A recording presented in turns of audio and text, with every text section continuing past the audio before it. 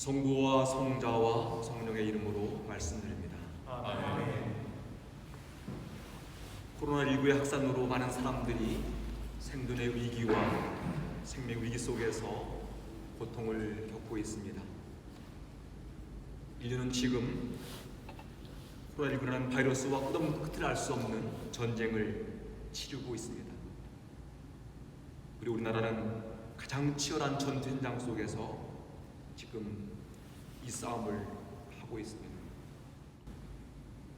우리 전투에서 정부와 많은 의료진들 그리고 국민 모두가 힘을 모으고 연대해서 이겨야만 합니다. 우리나라는 지금 모든 정보를 투명하게 공개하는 방식으로 온 국민과 함께 이 싸움을 하고 있습니다.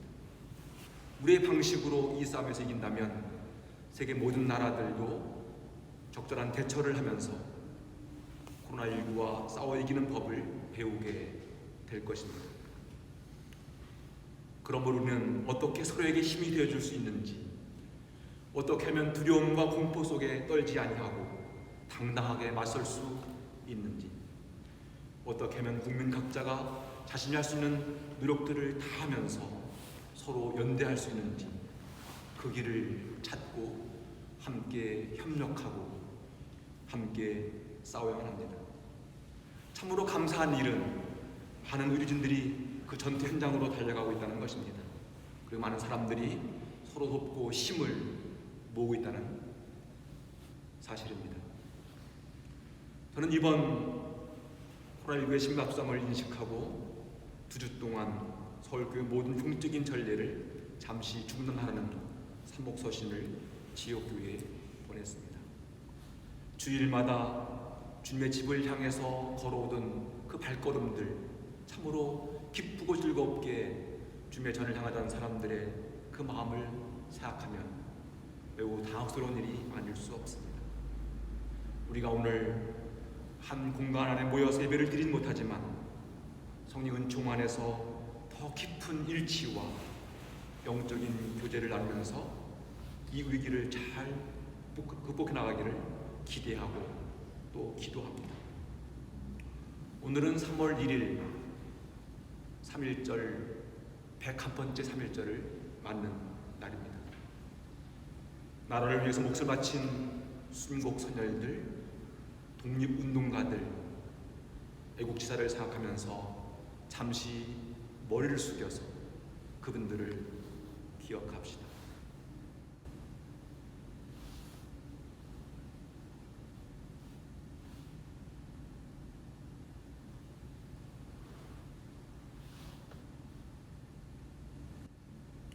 우리 모두는 이 시간 순국선열들과 독립사들과 애국지사를 생각하면서 참으로 고맙고 감사한 마음을 갖습니다. 이분들의 희생모하신 덕분에 우리 이 땅에서 이렇게 풍요로운 삶을 살고 있습니다. 오늘 창세기는 아담과 하와가 뱀의 유혹에 걸려 넘어가서 선악과를 따먹었다는 이야기입니다. 이 이야기를 접한 사람들 가운데 초보적인 신앙을 가진 사람들은 이런 질문을 하곤 합니다. 하나님은 왜 선악과를 심어서 사람들로 하여금 죄를 짓도록 하셨는가? 처음부터 그런 나무를 심지 않았다면 사람들은 죄를 짓지 않아도 되는 것 아닙니다. 그리고 과일 하나를 따먹었다고 벌을 주는 하나님은 도대체 어떤 분이란 말인가? 하나님께서는 아담과 하와에게 모든 것이 풍족한 에덴 동산에서 살도록 축복하셨습니다. 그리고 그 동산을 가꾸고 돌보는 책임도 주셨습니다. 아담과 하와는 에덴 동산에 있는 모든 열매를 다 먹을 수 있었습니다. 다만 한 가지 금기사항, 한 가지 경계선이 있었는데 그것은 선악을 알게 하는 나무 열매만은 따먹지 말라는 것이었습니다. 그 열매가 무엇이냐? 사과냐? 복숭아냐? 그것은 그리 중요하지가 않습니다. 그 열매가 어떤 특별한 영적인 효험인 것도 아닙니다. 이 이야기의 핵심은 어느 누구도 개인이 사유할 수 없는 어떤 공적인 영역, 금기 사항이 있다는 것입니다. 하나님께서는 아담과 하와에게 그것을 선택할 수 있는 권한과 자율권을 주셨습니다. 그들은 그 열매를 따먹을 수도 있고 따먹지 않을 수도 있는 자유, 선택권을 가졌습니다. 하나님께서는 사람을 만드실 때 모든 것을 예스만 하는 그런 로봇을 만든 것이 아닙니다. 인간 스스로 선택할 수 있는 자유를 주셨고 그 선택에 따른 책임을 지는 그러한 권한을 주셨습니다. 그렇게 자유이용권, 선택권을 가진 사람에게 뱀이 다가와서 묻습니다. 하나님이 너희더러 이 동산에 있는 열매를 하나도 따먹지 말라고 하셨는데 그것이 정말이냐? 전형적인 유혹의 방식이지요. 이자는 뱀의 유혹에 걸려 넘어갔습니다. 그래서 이렇게 대답합니다. 아니다. 하나님께서는 이 동산에 있는 나무 열매를 무엇인지 마음대로 떠먹되 죽지 않려거든 동산 한가운데 있는 나무 열매는 따먹지도 말고 만지도 말라고 하셨다. 하나님은 절대로 만지도 말라는 말씀을 하신 적이 없습니다. 그런데 하와는 그 말을 살짝 끼워넣습니다. 이런 행동 역시 유혹에 걸려 넘어가는 사람들의 전형적인 모습입니다. 뱀은 여자를 꿰었고 뱀의 유혹에 걸려 넘어간 여자는 다시 아담을 끌어들입니다. 결국 아담 역시 유혹에 걸려 넘어갔습니다. 이런 모습들이 죄의 단계이고 속성입니다. 나쁜 바이러스가 다른 사람들에게 전염시키듯이 죄는 언제나 홀로 있지 않습니다. 누군가에게 그 죄를 전염시켜서 공범자를 만들도록 이렇게 사람들을 유혹하고 끌어들입니다. 아담과 하와는 가장 풍족한 에덴 동산에 살면서도 뱀의 유혹에 걸려 넘어갔습니다. 풍족한 상황과 조건 속에 살아가는 사람들도 이렇게 죄의 유혹에 걸려 넘어갈 수 있음을 우리가 살피라는 것입니다. 반대로 오늘 복음에서 보여주는 예수님의 상황은 전혀 다릅니다. 예수님 광야에서 40일 동안 금식하셨습니다. 광야는 척박한 땅입니다. 인간의 한계를 시험하는 곳입니다. 정신이 멀쩡한 사람도 쉽게 짐승으로 전락하기 쉬운 곳이 바로 광야입니다. 광야는 사물이나 현상을 바로 보지 못하고 신기루에 현혹되어서 길을 잃기 쉬운 땅입니다. 그런 광야에서 주님은 당신의 군원이 무엇인지, 뿌리가 무엇인지, 어떻게 하나님 아버지와 일치를 이루는 삶을 살 것인지, 어떻게 당신의 삶을 완성시켜 가신지, 이런 물음으로 40일 동안 광야에서 보내셨습니다. 물론 이런 물음은 예수님만의 물음이 아니었고 1200년 전에 광야에 있던 모세의 물음이었고 이스라엘을 탈퇴했던 이스라엘 백성들의 질문이었습니다. 광야의 백성들은 당신이 하나님이라면 우리가 배가 고프니 빵을 주십시오, 우리가 목이 마르니 물을 달라며 끊임없이 하나님을 향해서 불평과 불만 섞인 요구를 했습니다. 그렇게 요구를 할 때마다 하나님께서는 만나 외출하기를 주셨고 바위를 쳐서 물을 주셨지만 백성들의 요구는 끊임이 없었습니다. 광야 40일 동안 단식하시면서 주님 앞에 있는 주님께 유혹자가 다가와서 말합니다. 당신이 하나님의 아들이라면 이 돌로 빵을 만드십시오. 이 말은 당신이 하느님의 아들이 되고 싶으면 우리의 기대와 우리의 요구를 들어주셔야만 한다는 것입니다.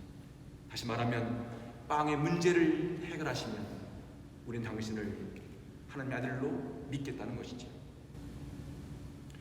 이스라엘 백성들은 광야 41년 동안 빵의 기적을 경험했고 마침내 가나안 땅에 들어갔습니다. 그러나 그곳에서 또 하나님을 거역하고 배반했습니다. 주님을 따르던 5,000명의 군중들도 물고기 2마리와 보리떡 5개로 굶주린 배를 채우는 놀라운 경험을 했습니다. 그러나 여전히 그들도 거기에 머물러 있었습니다. 하지만 우리 주님은 40일 동안 굶주린 상태 속에서 무엇인지 빵을 만들라는 그런 요구에 사람이 빵으로만 사는 것이 아니라 하나님 말씀으로 살라는 귀한 말씀을 주십니다. 유혹자는 다시 예수님을 높은 성전으로 데리고 갑니다. 그리고 당신이 하느님의 아들이거든 뛰어내려보라고 말합니다. 이 요구는 예수님이 십자가에 달렸을 때 군중들이 했던 요구랑 같습니다. 당신이 정말 하느님의 아들이거든 어서 십자가에서 내려와 봐라. 한마디로 놀라운 기적을 보여달라는 것이지요. 그래야 그 기적을 믿고 우리가 당신을 하나님의 아들로 믿겠다는 것입니다. 이런 요구에 대해서 주님은 주님이신 너의 하나님을 떠보지 말라는 말씀으로 거절하십니다. 마지막으로 유혹자는 당신이 내 앞에 절하면 이 모든 것을 주겠나라고 말합니다. 출세와 성공을 위해서라면 이 정도는 해도 괜찮다. 이 정도는 타협해도 문제가 없다. 그런 것이지요. 지금 우리 사회는 성공과 출세의 신화를 추구하는 사람들로 가득합니다. 우리들은 성공한 사람들, 출세한 사람들을 보면서 그들을 매우 부러워합니다. 유혹자는 예수님께 성공과 출세의 중흥으로 당신을 만들어주겠노라고 유혹합니다.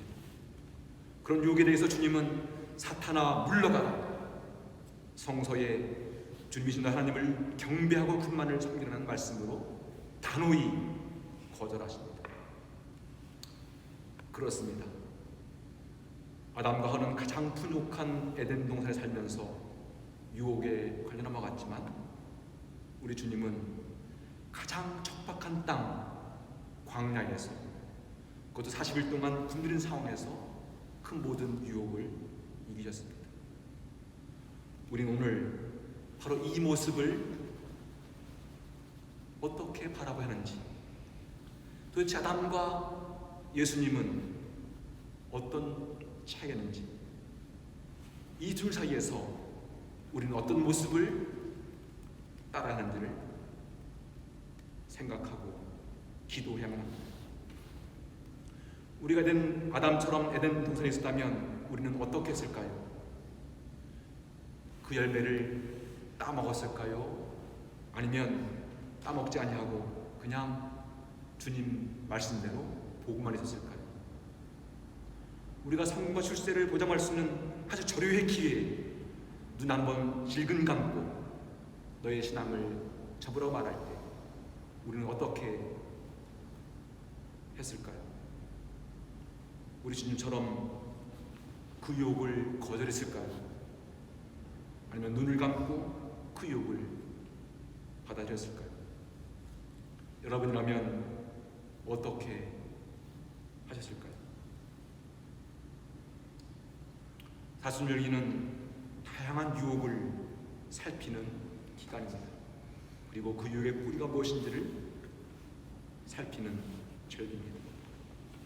그동안 내가 걸려넘어진 무수히 많은 유혹들을 살피고 금년 사순절기 동안은 다시 반복된 잘못을 하지 않겠다.